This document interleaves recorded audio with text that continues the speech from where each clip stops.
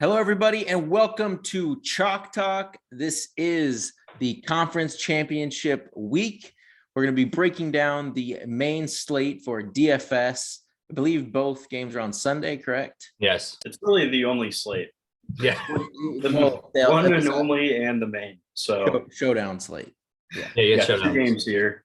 Yeah, I'm sure the showdown slates will be popular, but we'll break down the main slate. Like I said, I love these short slates, a condensed player pool. I think there's a lot of strategy that goes into it. So as always, we'll break down our favorite plays, but I think like how you construct your roster and stacking is huge. So we'll start out here. How do you guys want to do this? I think we'll just go through and Let's do each game. Yeah, not game. We'll break down each person's favorite stack. And then once we break down each person's favorite stack, we'll break down some of the plays like to go along with it. And then we can kind of discuss it. So we'll start out. Who wants to go first here?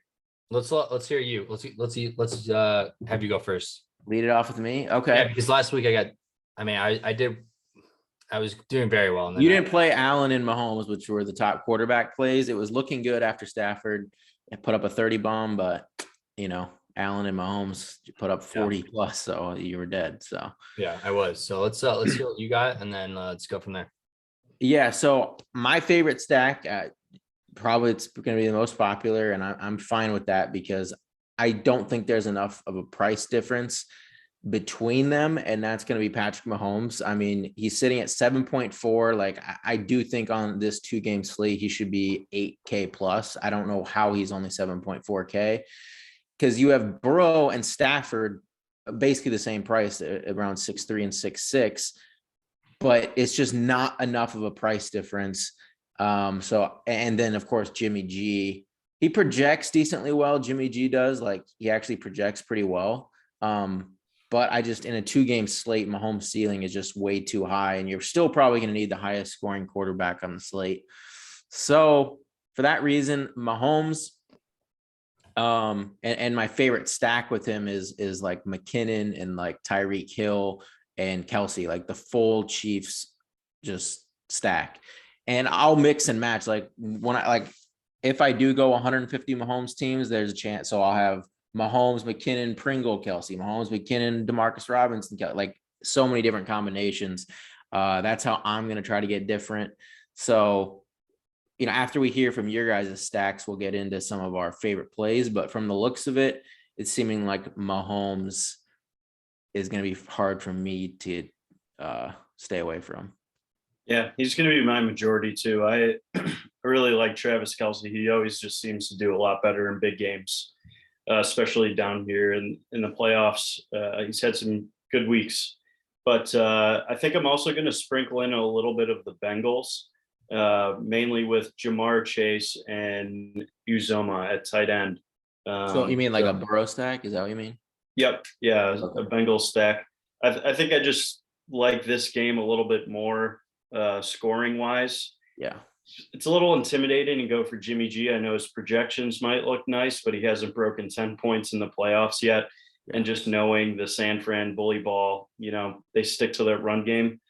I just don't think it's a good DFS play personally. So I'm sticking to the AFC game here.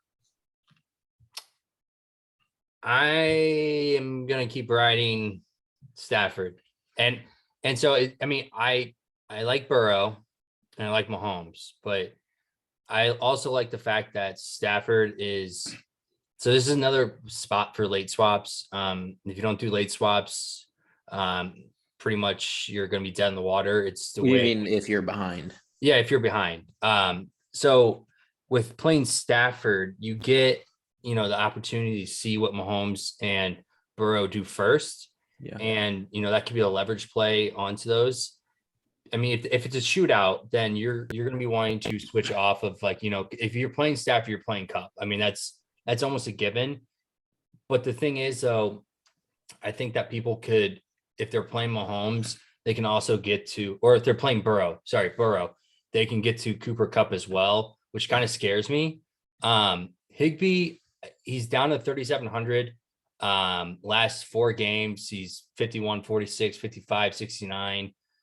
He only has 2 touchdowns in that stretch, and that came in 1 game. But I mean, Stafford's still looking his way. And, I'm not saying the 49ers are the weakest against tight ends. They're pretty good. It's the secondary that you want to attack. So for the other receiving option, like Cooper Kupp, I mean, Odell is at 51. I mean, you can get down to Vance Jefferson at 39, but I think he's going to be very popular at 39. Okay, Chris. Yeah, so I have to agree with both PB and Nick here. I think the price difference of Mahomes versus like Burrow, Stafford's is like not big enough to not take Mahomes. I just think, like you said, PB, the ceiling's way too high for that Kansas City Chiefs offense and what Patrick Mahomes does for them. I feel like it's tough to pick anybody else. And then obviously, his 2 biggest targets are Tyreek Hill as well as Travis Kelce. I think Tyreek's going to have a great game again. Speedy guy, always seems to make some kind of big play.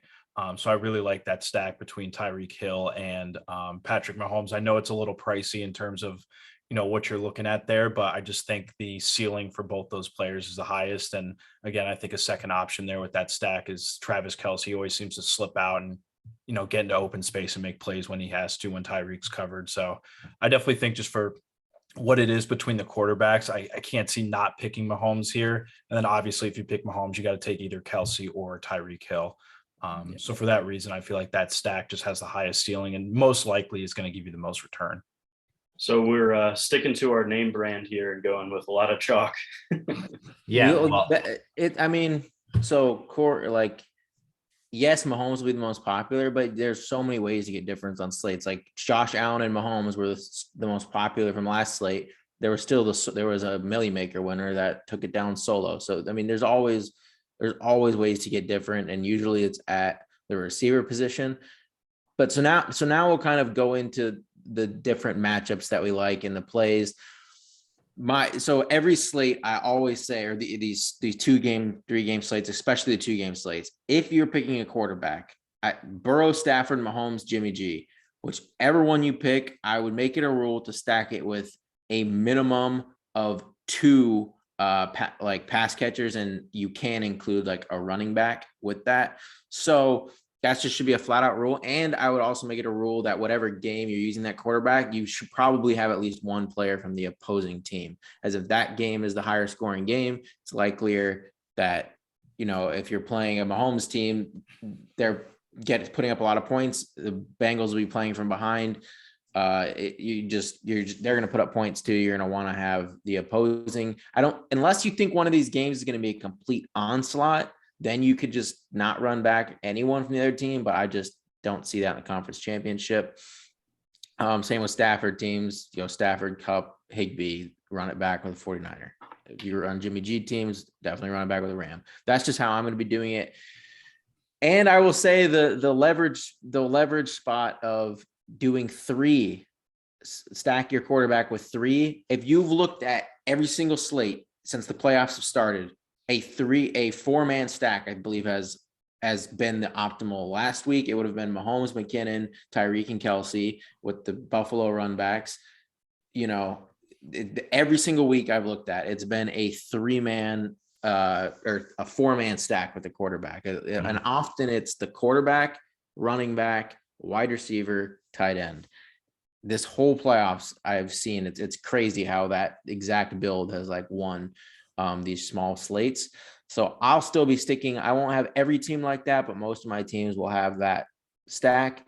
So now let's go ahead and get into, do you guys have any other strategy, roster construction advice before we get into individual plays? Well, we talked about yesterday. It's interesting to see what McVay does with Cam Akers, because he did turn the ball over twice in 2 very crucial scenarios. And if he does it again on the first drive or the first quarter or whatever it might be, the first half, he could see his playing time be cut in half and sharing more time with Sony. I know we don't like, attacking. It's hard to, I don't know. It's really hard to decipher everyone's backfield except for, I guess it should be the Chiefs and the Rams. Those are the 2 hardest to decipher right now. Joe Mixon and Elijah Mitchell have that on lock. But Sony Michel's sitting at 4,600. It's it's kind of interesting to maybe dabble in a little bit of that.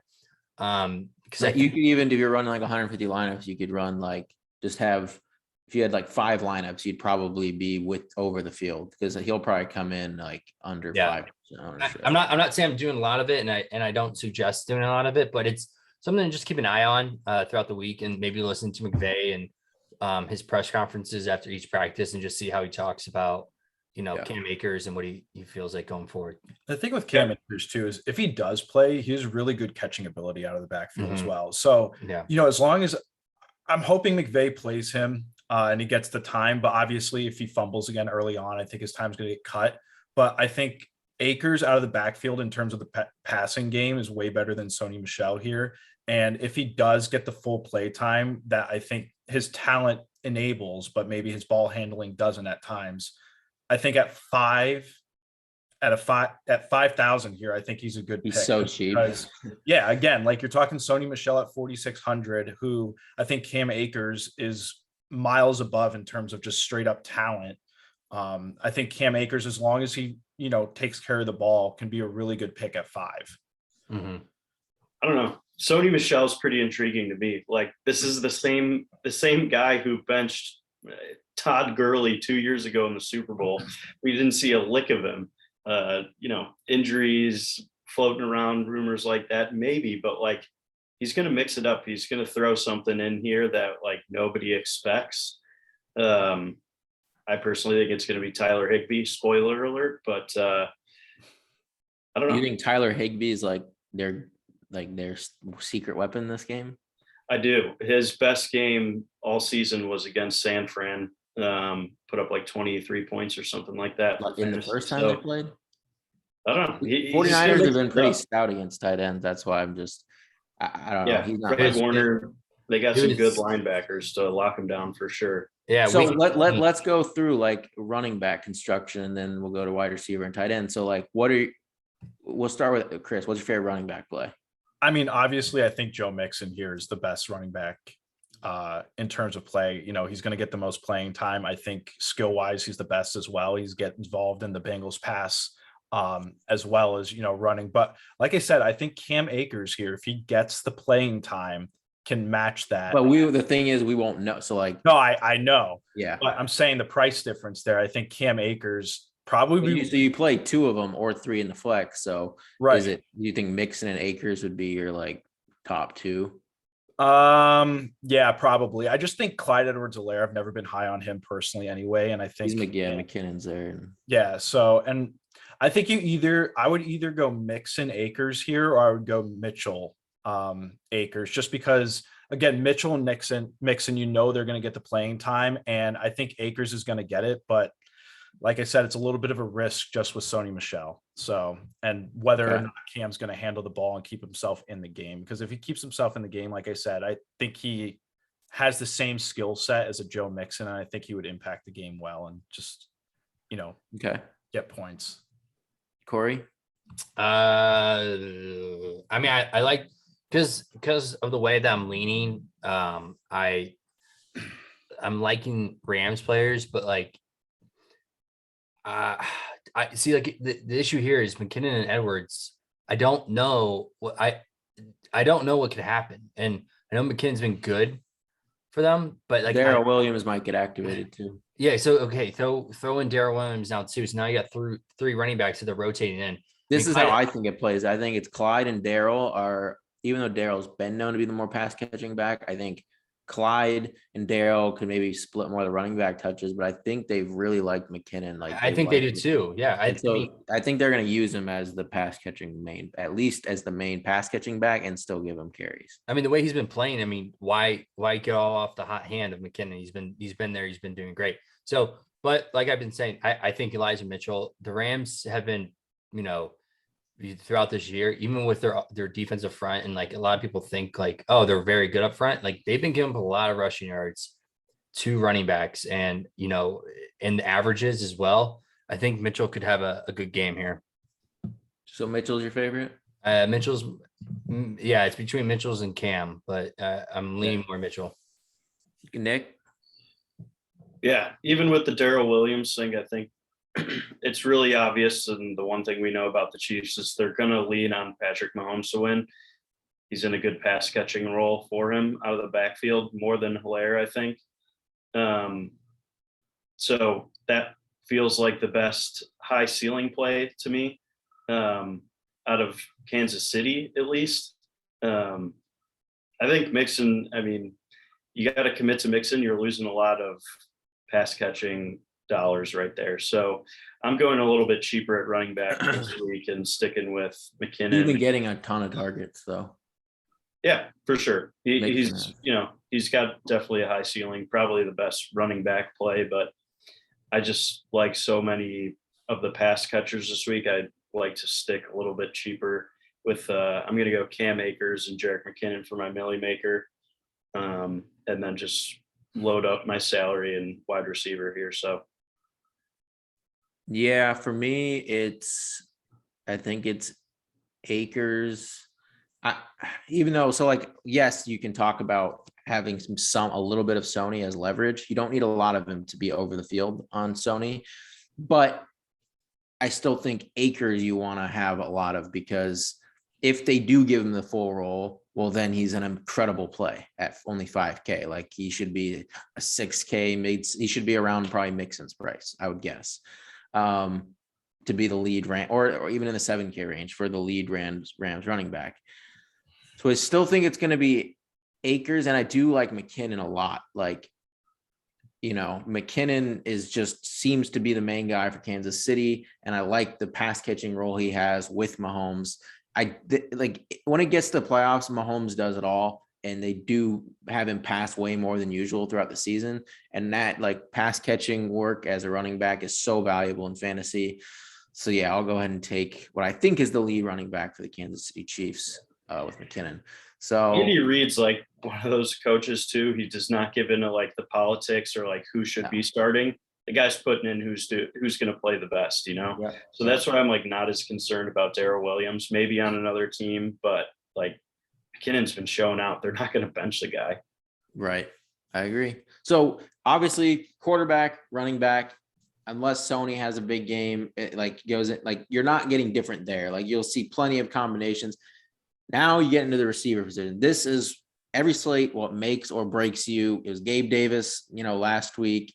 It's not always a low owned receiver that goes off and breaks the slate, but some sort of combination that is low owned goes off and you need them. So this is truly where the plays come in. And what do you guys think here? We have some pretty solid receivers at the top, and then it's a little interesting in the middle, and then the bottom half usually is those Chiefs guys, and then a couple 49ers and Rams mixed in. But what do you guys think? We'll start with Nick this time. What are some of your favorite receiver constructions? If you're going Mahomes, I don't know, you probably can afford like an expensive guy, mid-tier guy, and then like a cheap guy. So we'll go. Yeah. I think Pringle's my cheapest guy that I like the best. I think he had 7 targets last week. Mm-hmm. He looks pretty good. So going to keep riding that hot hand. I'm going to put Jamar Chase and Cooper Kupp in almost every lineup I play. Can you afford that though?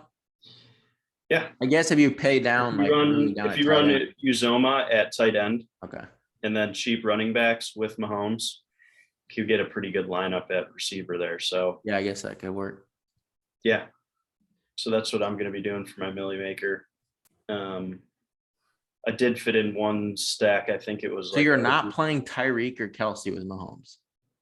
Kelsey in the flex. Okay. So Uzoma, Kelsey flex. Yeah, I think Mahomes, McKinnon, Kelsey, and Pringle. Yeah, that's going to be my Chiefs stack right there.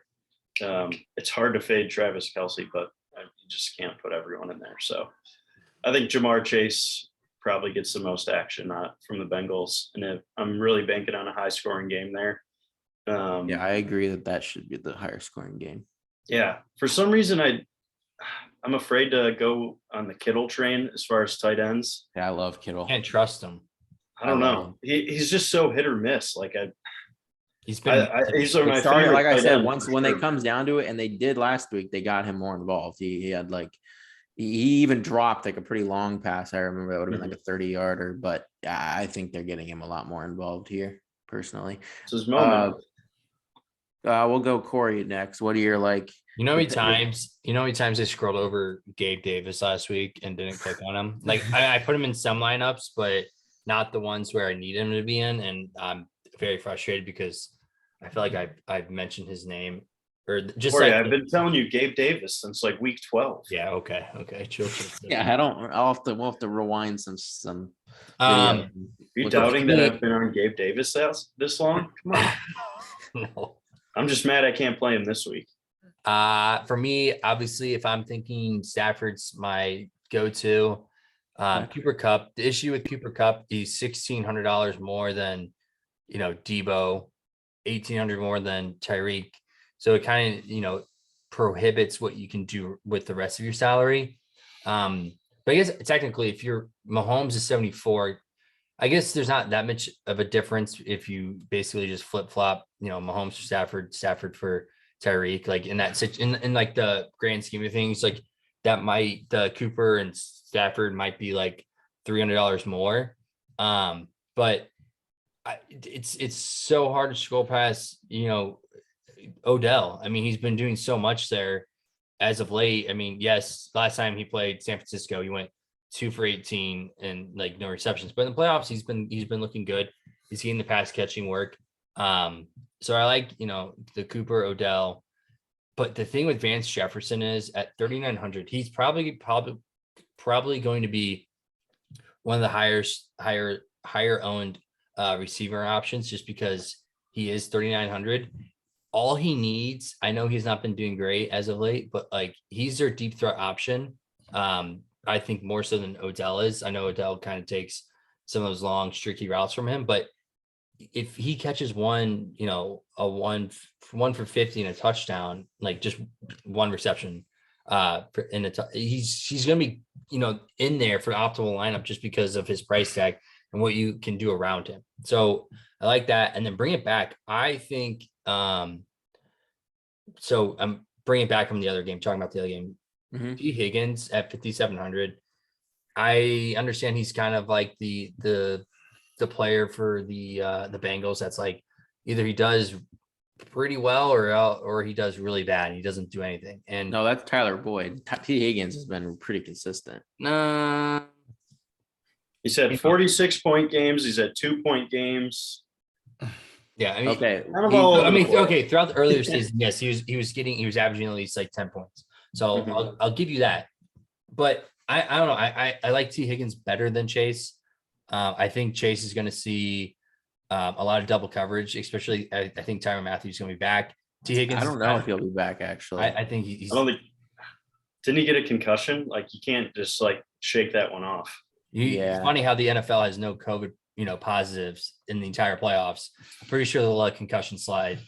So, and yeah, so that's who I'm kind of liking.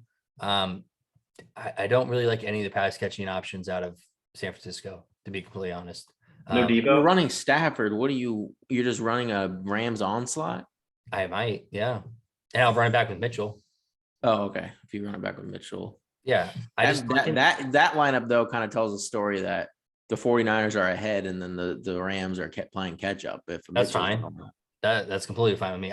Jimmy G went for, I understand it was a cold day and they're playing a dome I'm just saying that's the story where that lineup. I know where it's at. Okay. Here's my thing though. Like in these close games, if it comes down to like the last few drives, I feel like running backs just don't get any work in the fourth quarter. So that's why I went so cheap, because last week I was kicking myself. I was like, there's no way that Edwards-Helaire is going to get any touches here in the last. You played Edwards-Helaire last week? Yeah, it was a bad move. Oh my God. Let's not talk about it. Okay. We literally talked about, we didn't. I wasn't on. Oh, we didn't do the show last week. We didn't have you guys, my voice of reason, to check talked my about thoughts, how McKinnon was going to be the main guy. Yeah, that's why I'm going receiver heavy this week, because I was in a position last week with my Millie maker that I was like, I'm screwed. Fourth quarter, these guys are just chucking the ball. Like running backs are getting no work. So All right, Chris, what are your favorite? Yeah, so I think if you're taking Patrick Mahomes here at quarterback, it's hard to overlook Tyreek Hill, obviously. And also, Nick, you mentioned Pringle's been very consistent. So I think those are the two that I'm looking at, from the KC side in terms of, pass catch options. Like I said, most of the offense runs through Mahomes. Mahomes passes the ball a ton. And honestly, like their run game isn't great anyway. So I think Tyreek Hill is a take here. As well as Pringle. And then I think on the other side of the ball, I really like T. Higgins or Boyd. I just think Chase is going to have a lot of coverage on him. And I think either one of those guys is going to have to step up in order for the Bengals to keep in this game, just because, Kansas City puts up points. And I don't think you're going to be able to rely on the run game so much to actually keep yourself in this one.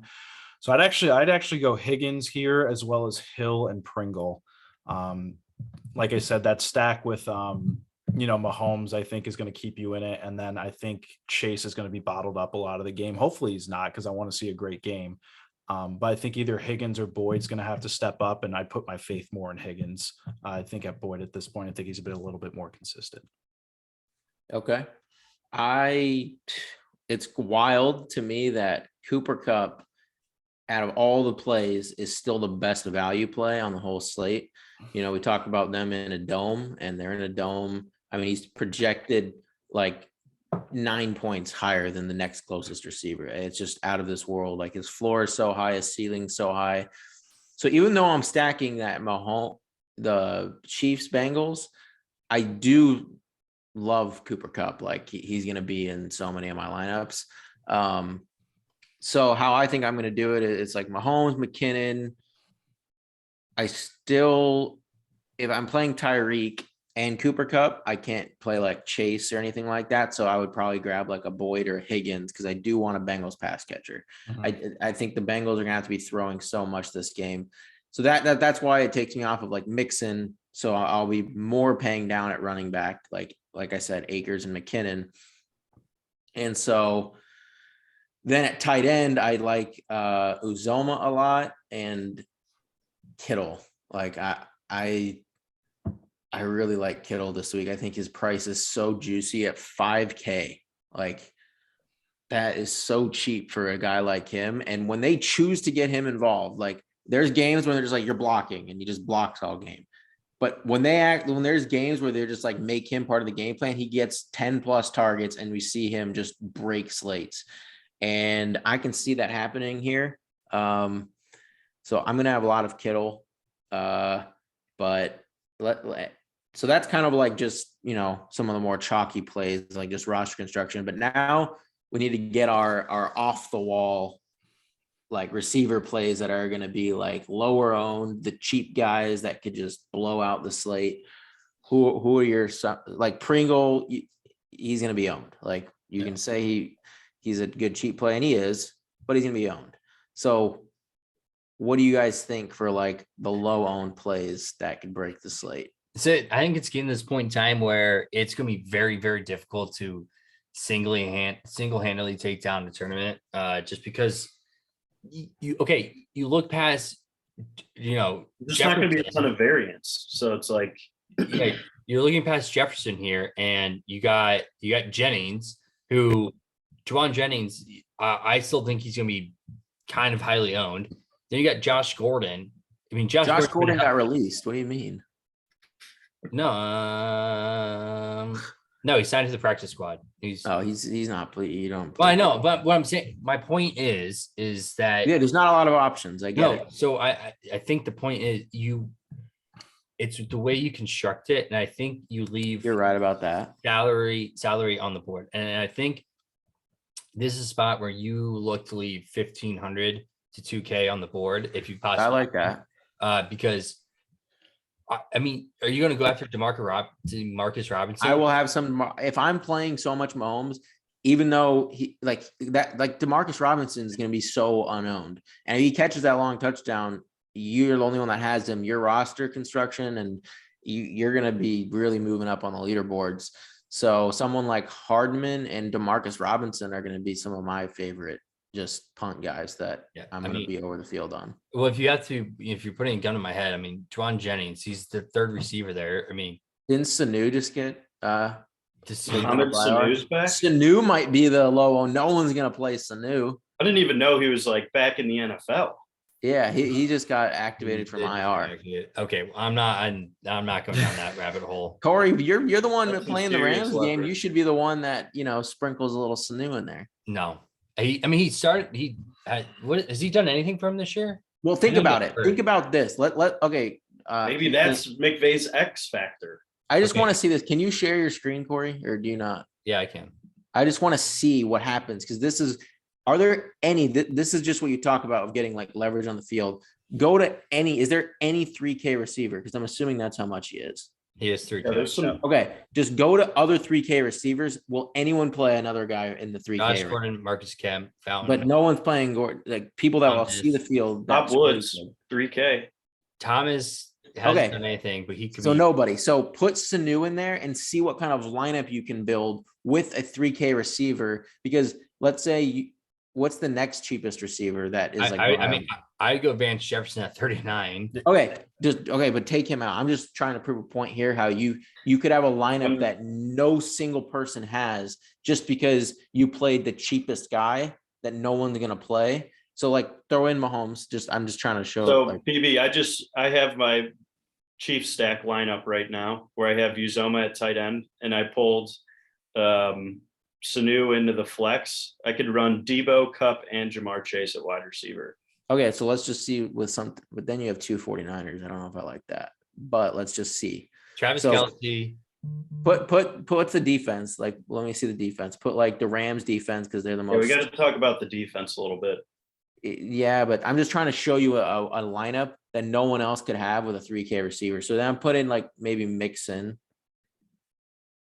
Oh, well, now you only have 3,500 left. Okay, Hey, never put- mind. yeah, So like, No. Put Akers. Put like the cheaper Yeah, guys, put- like put Akers and Akers. McKinnon or something. Okay, here's Akers. take Mixon out. Yeah, put like McKinnon in there. Okay. So you have Mahomes, McKinnon. You need Kelsey or Tyreek. Yeah. We'll put in Tyreek. Okay, what does that leave you? 30. Okay, so now you would have to take Debo out and put Debo out and put Chase in there. Because you need a Bengal. Okay, how much do you have left? 3,800. Okay, so you could get Uzoma? Higbee or Uzoma, right?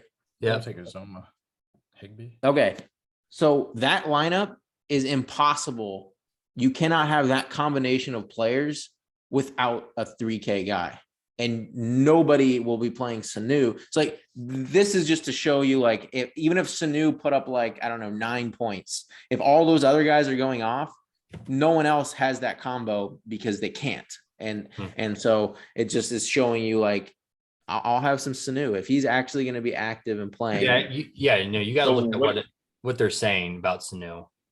Yeah, I mean, don't just play him if they're just saying he's. But yeah, you have to know he's playing. But if he is, he just allows you to, one, have a super low owned guy, and second, it allows you to get to a build that no one else will have just because of salary. So okay, before we end here, because we're running out of time here. Defensive strategy. Okay, so there's a $600 difference between the top and the bottom. Do you just I will have all 4 defenses. No, I won't have the Bengals. I won't play the Bengals. You won't play the Bengals? Well, I guess if you're playing a bunch of Mahomes. I'm playing the Rams defense. Maybe I will be 49ers. playing probably an equal amount of Rams, Chiefs, and 49ers. So like 33%. I think the Chiefs defense will probably have the most sacks.